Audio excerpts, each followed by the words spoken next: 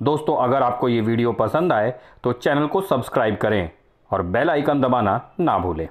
जिस दिन तक हिंदुस्तान का असंगठित सिस्टम मजबूत है, उस दिन तक हिंदुस्तान को कोई भी आर्थिक तूफान छू नहीं सकता।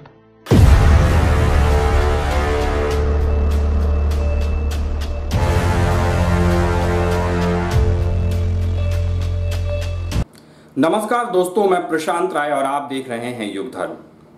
दोस्तों, कांग्रेस सांसद राहुल गांधी इन दिनों अपनी एक नई वीडियो सीरीज लेकर के सोशल मीडिया में प्रकट हुए हैं। वो देश की अर्थव्यवस्था की खराब स्थिति की समीक्षा कर रहे हैं। वो नोटबंदी और जीएसटी से लेकर लॉकडाउन के दौरान जो अर्थव्यवस्था को नुकसान हुआ है वो बता रहे हैं। साथ ही साथ वो केंद्र की नीतियों की आलोचना कर रहे हैं। और दोस्तों, इन वीडियोस में खास बात यह है कि पहली बार राहुल गांधी कॉन्फिडेंट तरीके से अपनी बात रख रहे हैं, थोड़े कॉन्फिडेंट तरीके से, और साथ ही साथ देखने में भी उनका लुक जो है वो ठीक ठाक आ रहा है। पिछले कुछ वीडियोस की तरह एक अजीब सा कालापन या बालों का अजीब से स्टाइल जैसा ड्रामा इन वीडियोस में नहीं है। और एक बात और है कि अर्थव्यवस्था को लेकर की जो वो बातें कर रहे हैं वो भी काफी हद तक ठीक है।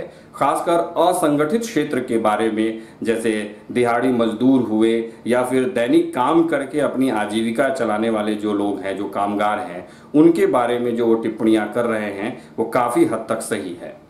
लेकिन उनकी कोई सुन नहीं रहा, कोई ध्यान नहीं दे रहा और इस पर कहीं कोई चर्चा भी नहीं हो रही है।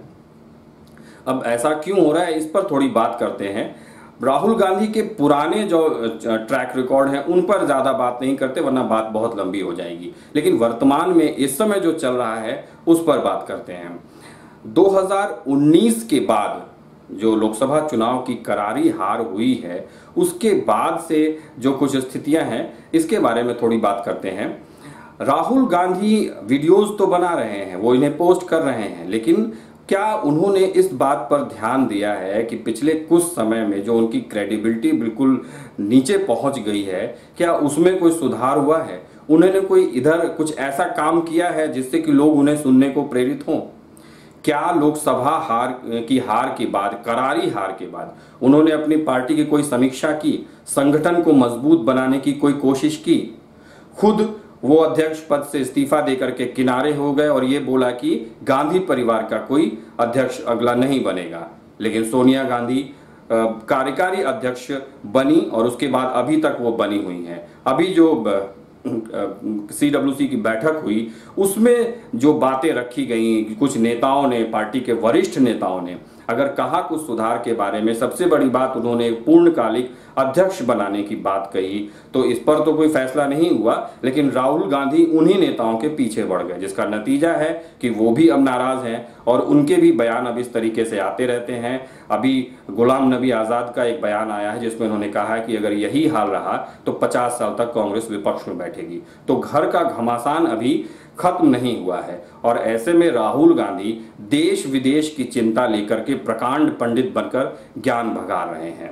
दोस्तों, हालत उनकी अभी एक ऐसी है, कांग्रेस पार्टी की स्थिति है कि अगर सियासी युद्ध के मैदान की बात की जाए तो कांग्रेस का नेतृत्व कमजोर है, उसके सिपह सालार हैं वो असंतुष्ट हैं, जो सिपाही हैं उनका मनोबल गिरा हुआ है। और ऐसी कांग्रेस सेना का मुकाबला ऐसी बीजेपी के सेना से है जिसका मजबूत नेतृत्व है, जिसके सिपह सलार अनुशासित ढंग से रखे गए हैं और जो उसके सिपाही हैं वो भी जोश में हैं, वो भी काफी उत्साहित हैं, सक्रिय हैं। तो अब जब इन दो सेनाओं के बीच मुकाबला होगा तो नतीजा क्या आएगा, इसे समझना मुश्किल नहीं है। सभी लोग इस बात को समझते हैं, लेकिन राहुल नहीं समझते। तो नहीं समझते तो फिर उन्हें कोई अगर फर्क नहीं पड़ता तो फिर जनता को भी क्या फर्क पड़ता रहता है? वो क्या फर्क पड़ता है? वो अपने वीडियोस बनाते रहें और इंतजार करते रहें कि कभी बीजेपी का ग्राफ गिरेगा, कभी उनके अपने कारणों से उनकी स्थिति कमजोर होगी और कांग्रेस को दोबारा सत्ता में आने का मौका मिलेगा। और नहीं तो ऐसे ही वीडियोस बनाते रहें। तो दोस्तों, यही बात मुझे आपके सामने रखनी थी। अंत में एक पैरोडी बनाई है मैंने, थोड़ी व्यंग्यात्मक है, उसको सुनिए। वो अपने गीत गाता है, मैं अपने गीत गाता हूँ। वो भी वीडियो बनाता है, मैं भी वीडियो बनाता हूँ। उसे सब ध्यान देते हैं, मेरी कोई नहीं सुनता। लड़ाई जब भी होती है, कहीं भी मैं नहीं टिकता। मगर यारों न ये समझो, मैं इससे पस्त रहता हूँ। मगर यारों न ये समझो, मैं इससे पस्त रहता हूँ। कुछ ऐसा ग्रहण करता हूँ कि हरदम मस्त रहता हूँ।